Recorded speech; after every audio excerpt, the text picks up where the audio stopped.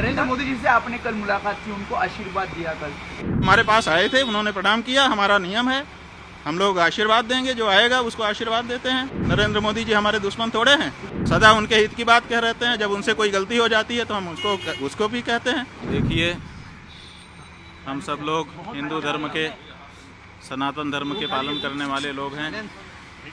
हमारे यहाँ पुण्य पाप की भावना बताई गई है। सबसे बड़े पाप गौ घात आदि बताए गए हैं, लेकिन उससे भी बड़ा घात विश्वासघात बताया गया है। आपके जो उद्धव ठाकरे जी हैं, इनके साथ विश्वासघात हुआ है और इसी बात की पीड़ा बहुत सारे लोगों के मन में है। तो आज हम यहाँ पर उनके अनुरोध पर आए, उन्होंने स्वागत किया। हमने उनसे ये कहा है कि हम सब के मन में इस बात की पीड़ा है कि आपके साथ विश्वासघात हुआ। जब तक पुनः महाराष्ट्र के मुख्यमंत्री की कुर्सी पर आप विराजमान नहीं हो जाते, तब तक हम लोगों के मन का ये जो दर्द है, ये पीड़ा है, ये दूर नहीं हो सकती है। तो उन्होंने कहा है कि जैसा आप लोगों का आशीर्वाद होगा हम करेंगे। महाराज जी, लेकिन हिंदुत्व की बात कर रहे हैं कि जो विश्वासघात की बात कर रहे हैं, ठाकरे से निकला, वो कहते हैं कि हिंदुत्व हमारा हिंदुत्व है। बीजेपी कहती है कि हमारे साथ विश्वासघात हुआ है। देखिए, किसका हिंदुत्व असली है तो ये जानना पड़ेगा कि जो विश्वासघात करे वो हिंदू नहीं हो सकता है। जो विश्वासघात सह ले वो तो हिंदू होगा, क्योंकि उसके साथ विश्वासघात हुआ है। तो जिन लोगों ने विश्वासघात किया वो कैसे हिंदू हो सकते हैं? नहीं, बीजेपी का कहना है कि पहले उद्धव ठाकरे ने बाकी लोगों के साथ मिलकर उनके साथ विश्वासघात किया और यही वजह है कि बाद में उत्तराधिकारी आपको बोलते हैं हम हैं, उनके विचारों के उत्तराधिकारी है। उद्धव जी बोलते हैं हम हैं विचारों के उत्तराधिकारी। भाई, हम कह रहे हैं कि उद्धव ठाकरे जी के साथ विश्वासघात हुआ है। अब इसी में आप समझ लीजिए सब बात। ये बीजेपी ने इसलिए पूरे महाराष्ट्र की जनता इस बात से पीड़ित है, सबके मन में इस बात का दर्द है। चुनाव में इस बात का पता भी चल चुका है। अब तो ये बात प्रमाणित हो चुकी है कि महाराष्ट्र की जनता इस बात को मानती है कि उद्धव ठाकरे जी के साथ विश्वासघात हुआ है, और ये ठीक नहीं है। ये जनता का भी अनादर है। जनता जिसके लिए बहुमत देती है उसको उसके समय तक के लिए बनाए रखना चाहिए। बीच में सरकार को तोड़ देना और बीच में जनमत का अनादर करना, ये अच्छी चीज नहीं है। राज्य का भाजपा कहता है कि हिंदुत्व तो हम शंकराचार्य जो है बयानबाजी को लेकर कैसे हमारा हिंदुत्व ही भाई, शंकराचार्य की बात नहीं है। शंकराचार्य जी क्या कहेंगे? जो सच होगा तो वही तो कहेंगे।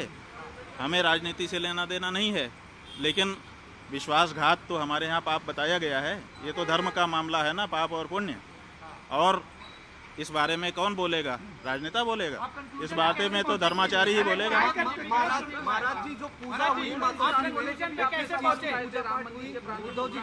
ये हमारे यहाँ परंपरा है कि जब गुरुजन पधारते हैं तो उनकी पादुकाओं की पूजा की जाती है, और उसी का विधि विधान के साथ पालन उद्धव ठाकरे जी ने सपरिवार किया। केदारनाथ दिल्ली में बन रहा है, प्रतीकात्मक केदारनाथ मंदिर बन रहा है दिल्ली में, उस पर क्या कहना है? कुछ देखिए, प्रतीकात्मक केदारनाथ नहीं बन सकता है। हमारे यहाँ शिव पुराण में 12 ज्योतिर्लिंग का व्याख्यान किया गया है। बताया गया है कि 12 ज्योतिर्लिंग होते हैं। 12 ज्योतिर्लिंगों के जहाँ नाम बताए गए हैं वहीं पर उनका पता भी बता दिया गया है। और ये कहा गया है, जैसे सौराष्ट्रे सोमनाथम, पहले कहा सौराष्ट्र माने पता, उसके बाद कहा सोमनाथ। उसी तरह से केदारम हिमवत पृष्ठे, जो केदार है वो हिमालय के पृष्ठभाग में है, माने हिमालय में केदार है। तो आप दिल्ली में कहाँ से ला के रख दोगे केदार को? जब पता साफ साफ बताया गया है कि ये यहाँ लोकेटेड है, तो आप उसका लोकेशन क्यों बदलना चाहते हैं? क्यों जनता को भ्रम में डालना चाहते हैं? आप भगवान के 1000 नाम है, किसी नाम से स्थापना करके पूजा करिए, लेकिन केदारनाथ धाम दिल्ली में बनेगा, ये अनधिकार चेष्टा है और ये नहीं होना चाहिए। क्या इसके पीछे राजनीतिक वजहें हैं? भाई, बहुत सारी राजनीतिक वजहें हैं। हमारे सभी जो हमारे धर्म स्थान हैं वहाँ पर राजनीति वाले प्रवेश कर रहे हैं, और अब हमारे धर्म स्थान में जहाँ प्रवेश करने में दिक्कत हो रही है, आप केदारनाथ में देखिए 228 किलो सोने का घोटाला हो गया। आप पत्रकार लोग क्यों नहीं उठाते हो? तो जब वहाँ पर घोटाला हो गया तो अब आप दिल्ली में केदारनाथ बना लोगे, वहाँ पर फिर दूसरा घोटाला करोगे। 228 किलो सोना केदारनाथ से गायब कर दिया गया। ये कहाँ का नियम है? क्यों नहीं उठाते हो प्रेस वाले इस बात को? आज तक कोई जांच तक नहीं बैठाई गई। 228 किलो सोना का घोटाला केदारनाथ में हो गया। कौन जिम्मेदार है? क्यों इस बारे में जांच नहीं होती है? क्यों भाई इस बारे में निर्णय नहीं होता है?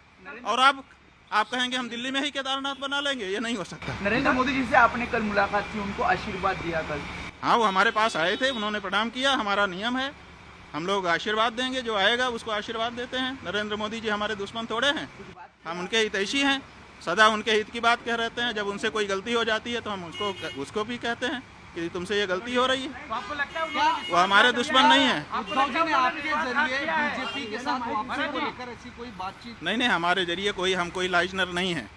हमको श्रद्धापूर्वक उन्होंने बुलाया था। हम, जैसा कि हमारा नियम है, श्रद्धा से बुलाने पर जाते हैं। हम आए, उन्होंने पादुका पूजन किया और अपनी जो उनकी अपनी बातें थी वो भी हमारे सामने रखी, हमने उनको सुन लिया। ये जो बात हम कह रहे हैं वो हम अपने मन की बात कह रहे हैं और पूरे महाराष्ट्र की जनता